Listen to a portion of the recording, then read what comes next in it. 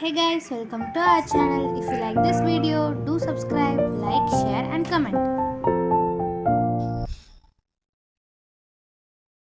Hi my tears, இன்னைக்கு நம்ம என்ன பார்க்க போறோம் அப்படின்னாக்க சுந்தரர் பத்தி தான் நம்ம பார்க்க போறோம். இப்ப சுந்தரருடைய இயற்பெயர் என்னன்னா நம்பி ஆரூராங்கிறது அவருடைய இயற்பெயர். இப்ப அவருடைய பெற்றோர் சடையனார் இசை ஞானியார். அவங்க அப்பா பேர் சடையனார், அம்மா பேரு இசை ஞானியார். ஊர் என்ன ஊர்னா திருமுனைப்பாடிங்கிற நாட்டுல திருநாவலூர் அப்படிங்கிற ஊர்லதான் அவரு சுந்தரர் பிறந்தாருமா. இப்ப திருமுனைப்பாடி நாட்டை ஆண்ட நரசிங்க முனை அரையார் என்ற மன்னனால் வளர்க்கப்பட்டார். நல்லா பாத்துங்க, சுந்தரர், இது முக்கியமான பாயிண்ட். சுந்தரர் திருமுனைப்பாடி நாட்டை ஆண்ட மன்னன் இருக்கார் இல்லையா, நரசிங்க முனை அரையார் என்ற மன்னனால் அவர் வளர்க்கப்பட்டார். அடுத்து பாருங்க, சிவபெருமான்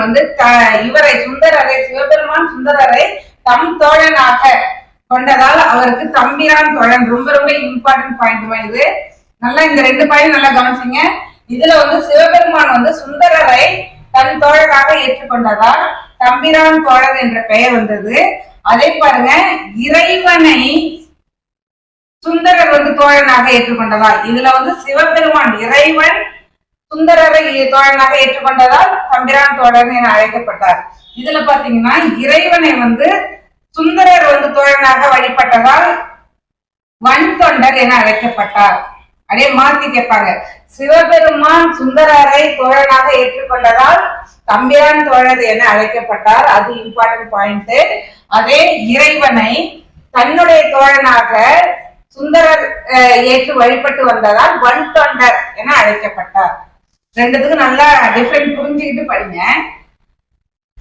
அடுத்து சுந்தரர் எழுதிய தேவாரம் இருக்கு இல்லையா, சுந்தரர் எழுதிய தேவாரம் எத்தனையாவது திருமுறையாக அதுல வைக்கப்பட்டுள்ளதுன்னா ஏழாவது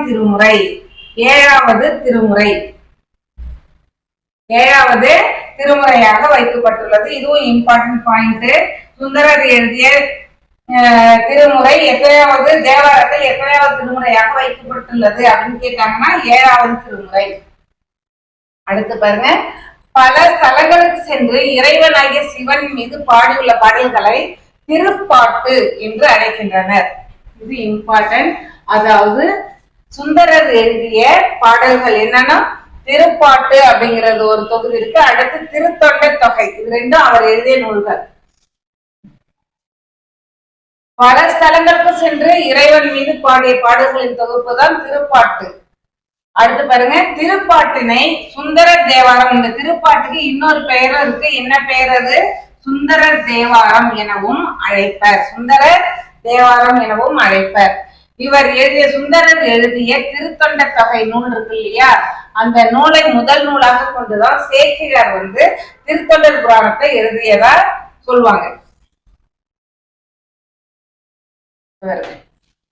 சுந்தரர் எழுதிய திருத்தொண்ட தொகை என்னும் நூலையே முதல் நூலாக கொண்டு சேக்கிழார் எழுதிய திருத்தொண்டர் புராணம் எழுந்தது. சரியா? நல்ல ஞாபகம் வச்சுங்க.